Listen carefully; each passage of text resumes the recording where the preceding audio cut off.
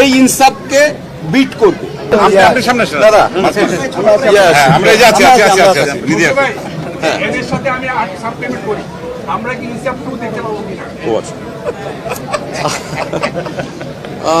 আপনারা তো দেখছেন ছবি, আজকে ছবি দেখে কি আপনাদের কাছে এই যে প্রশ্নটা যে ইনসাফ 2 আসবে কিনা, তো আমরা তো সিনেমাতেই মনে হয় যে একটা কিউ রেখে গেছি, তো সেখান থেকেই আপনারা বলতেছেন অবশ্যই ইনসাফ 2 অবশ্যই হবে এবং ইনসাফ 2 এই ইনসাফকে বিট করবে।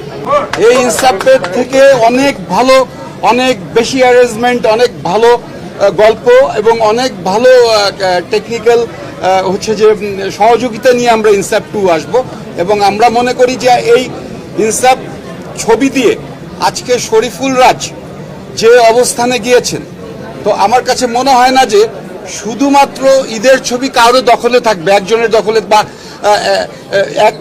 একজন মানে অভিনয় শিল্পীর দখলে থাকবে, সেটা আর হবে না। আমার কাছে মনে হয় যে এটা ভাগ হয়ে যাবে। শরীফুল রাজ এই ছবির মাধ্যমে তার আরো শক্তিশালী একটা জায়গা করে নিছে চলচ্চিত্রে, এবং তাসনিয়া ফারিন যে জায়গাটাতে আমাদের শিল্পীর খুব অভাব, সেই জায়গাটাতে তাসনিয়া ফারিনের মতো আর্টিস্ট আমাদের চলচ্চিত্রে এখন বর্তমানে কোনো অ্যাকশন নায়িকা নেই, তো সেইখানে তাসনিয়া ফারিন পুরোপুরি মানে সেখানে সে সাকসেস হয়েছে। এবং আমি মনে করি যে তাসনিয়া ফারিনের একটা তারও একটা শক্তিশালী একটা জায়গা হয়েছে এবং শক্ত অবস্থান হয়েছে। আমার মনে হয় যে যারা আমাদের ডাইরেক্টর প্রডিউসাররা পরবর্তীতে ছবি বানাবে অ্যাকশন মুভি, তাসনিয়া ফারিনকে অবশ্যই মাথায় রাখবে নায়িকা হিসাবে। শরীফুল রাজের একটা জায়গা হবে, চঞ্চল আর একটা হিরো, সে তো আপনারা দেখেছেনই। আমরা চঞ্চলের মাধ্যমেই কিন্তু একটা মেসেজ দিয়েছি যে আমরা কিন্তু আসতেছি, আমাদের ইনসাফটা এই ইনসাফটাই শেষ না, আমাদের আরেকটা ইনসাফ আসতেছে। সো আর হচ্ছে মিশা সওদাগর অসাধারণ অভিনয় করেছে, আমাদের হচ্ছে মোশাররফ করিম গুণী শিল্পী, মোশাররফ করিমকে আমাদের চলচ্চিত্রে পাওয়া, চঞ্চলকে পাওয়া, আর হচ্ছে যে আমাদের ইয়েকে পাওয়া হচ্ছে যে আমাদের সঞ্জয় সমদ্দার বাবু ভাইয়ের তো আমি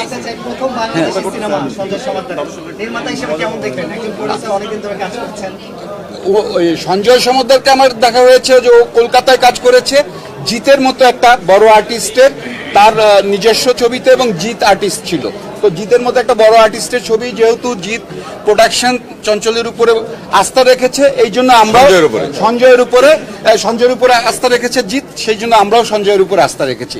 এর আর কোনো মানে কোনো ইয়া ছিল না, কনফিউশন ছিল না। প্রশ্ন মাঝখানে বলে আমার যে মেকআপ আর্টিস্ট, আমার সেতুকে দেখে মনে পড়লো, আমার যে যতটুকু দেখা গেছে এটা কিন্তু ওর গুণে, সেতুর জন্য একটা হাততালি।